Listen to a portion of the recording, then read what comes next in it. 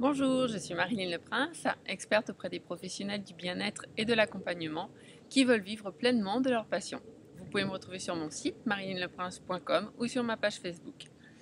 Alors la vidéo d'aujourd'hui va être consacrée à 3 conseils pour bien organiser votre quotidien avec efficacité, voire avec amusement, ça serait la cerise sur le gâteau. Et puis surtout pour éviter, je dirais, de vous retrouver avec ce qui est un fléau pour les entrepreneurs indépendants, la dispersion. Alors voici mes 3 conseils.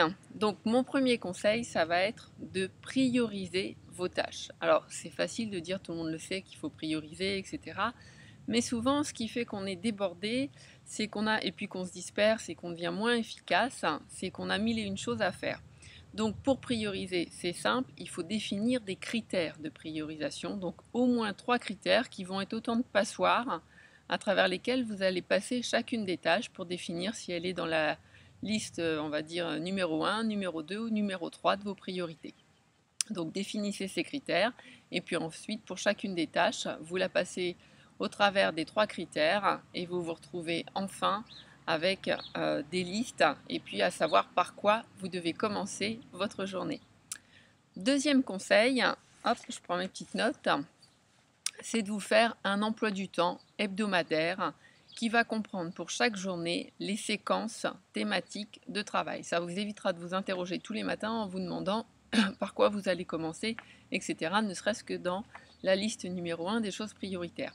Donc définissez par exemple des plages assez courtes pour tout ce qui est travail répétitif, c'est-à-dire 30 à 45 minutes pour tout ce qui est vos réseaux sociaux, une plage de 30 à 45 minutes pour vos relances clients, etc. Toutes ces tâches de type répétitif. Prévoyez des séquences courtes pour ne pas vous, entre guillemets, abrutir à travailler trop longtemps sur le même sujet. Et puis des plages un petit peu plus longues, d'1h30 à 2 heures par exemple, pour des tâches plus créatives comme écrire ou préparer une newsletter, ce genre de choses. Ce qui est important de ne pas perdre de vue, c'est que souvent on utilise par habitude tout le temps dont on dispose. Ça veut dire que plus vous allez vous accorder de temps, plus vous allez passer de temps pour faire une même tâche. Inversement, si vous définissez un, une durée bien définie, il y a de grandes chances que progressivement vous deveniez beaucoup plus efficace et beaucoup plus rapide pour effectuer la même tâche. Troisième conseil, c'est focuser. Je suis certainement la personne la plus dispersable au monde parce que je m'intéresse à plein de choses, que j'adore aller voir à droite, à gauche, etc. Alors mon secret pour, je dirais, être efficace, c'est d'être focusé. C'est-à-dire que comme vous avez défini dans votre emploi du temps idéal des tranches horaires relativement courtes, première chose, n'hésitez pas à mettre le minuteur. Comme ça vous dégage de surveiller votre montre toutes les 2 ou 3 minutes. Deuxième chose, ça va être de couper toutes les sollicitations extérieures possibles pour passer tout votre temps sur la tâche à laquelle vous voulez vous consacrer. Donc pas de téléphone, pas d'internet, pas de mail, on ne répond pas à la porte si ça sonne, etc. etc.